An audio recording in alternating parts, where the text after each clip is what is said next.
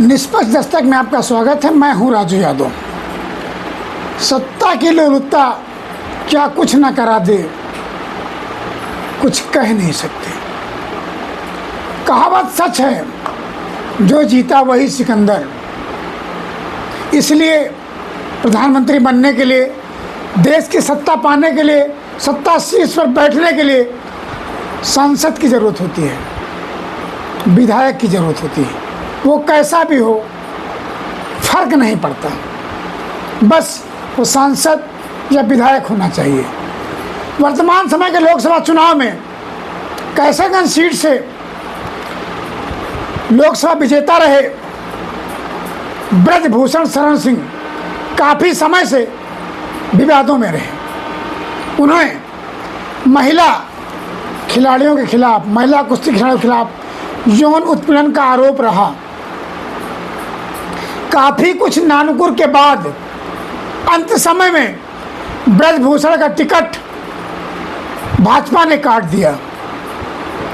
लेकिन एक कहावत है, घी उड़ाए पैंती में ही जाए। ब्रजभूषण का टिकट कटा, आश्चर्य की बात नहीं है। टिकट मिला किसे, ये आश्चर्य का विषय है। और वो टिकट उनके पुत्र कर्णभूषण को ही प्राप्त हुआ। परिवारवाद पर आरोप लगाने वाले खुद परिवार के चंगुल में लगातार फंसते जा रहे हैं। लेकिन ये भी है कि दोषी पिता है, तो उसका दोष पुत्र पर क्यों मढ़ा जाए। लेकिन संकट ये है कि जिन महिलाओं के साथ, जिन कुश्ती खिलाड़ियों के साथ ये घिनौनी हरकत हुई, उसी का पुत्र सांसद प्रत्याशी कैसरगंज से बना है। और भाजपा इसमें खुद को कहेगी, मैं दूध की धुली हूं, मेरे पर कोई आरोप नहीं है। कैसे नहीं है भाई? क्या कैसरगंज लोकसभा में कोई उम्मीदवार नहीं हो सकता था? कोई आम आदमी उम्मीदवार नहीं बन सकता था? लेकिन नहीं, मुझे तो सीट का विजेता ही चाहिए, जिससे मुझे कैसरगंज सीट पर फतेह हासिल हो। जनता जाए तो जाए, कुश्ती खिलाड़ी जाए तो जाए, रोए तो रोए, फर्क नहीं पड़ता। ये बात साफ है। फर्क पड़ता कहाँ है? जनता के साथ कुछ भी हो, राजनेताओं पे फर्क पड़ता कहाँ है? बता दें, ब्रजभूषण शरण सिंह पर साक्षी मलिक ने, पदक विजेता साक्षी मलिक ने आरोप लगाया था। और उन्होंने एक्स पर लिखा भी है, देश की बेटियां आज हार गई हैं, ब्रजभूषण जीत गए हैं। हम सभी ने अपना करियर दांव पर लगाया और कई दिनों तक धूप और बारिश में सड़कों पर सोए। ब्रजभूषण गिरफ्तार नहीं किया गया।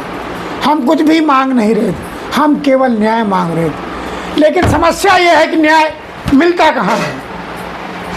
एक गांव में कहावत हमने सुनी थी, मांगन गए पूत और मरगा भतार। आज वही सिद्ध हुआ।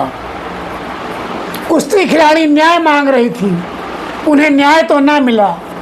हाँ, संकट जरूर उत्पन्न हुआ। आज उसी न्याय की पार्टी ने, महिलाओं की बात करने वाले लोगों ने उनके पुत्र को उम्मीदवार बनाया है।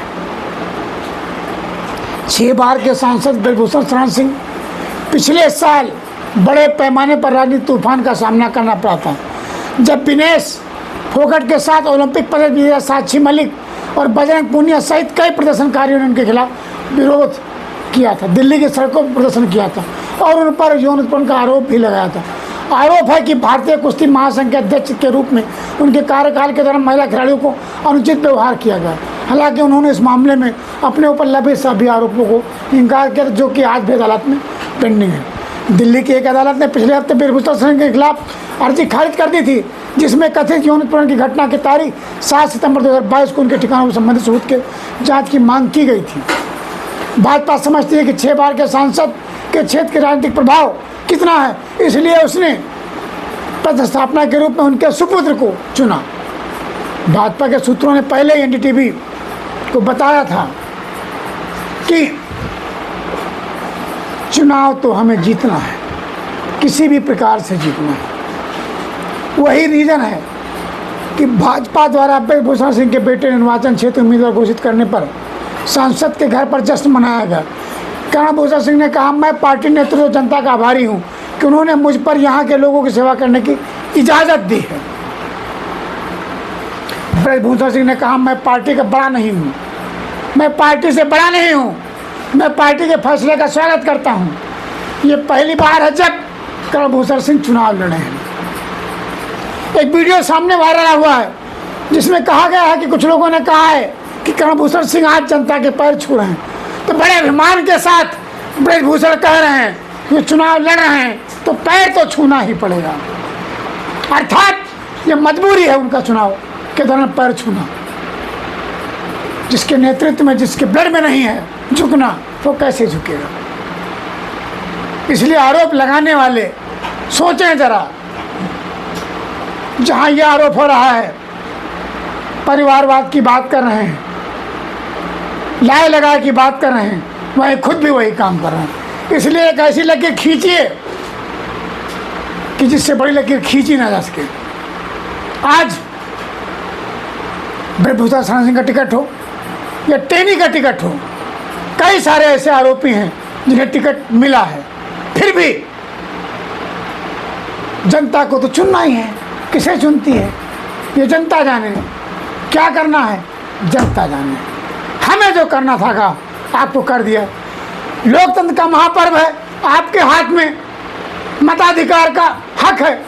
किसे चुनना है, क्यों चुनना है, कैसे चुनना है, आपका प्रयोग करेगा।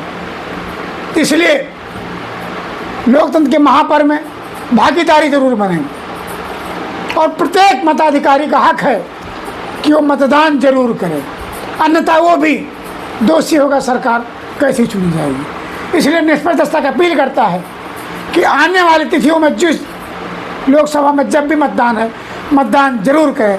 तब तक की ताज़ा खबरों के देखते रहिए आप निष्पक्ष।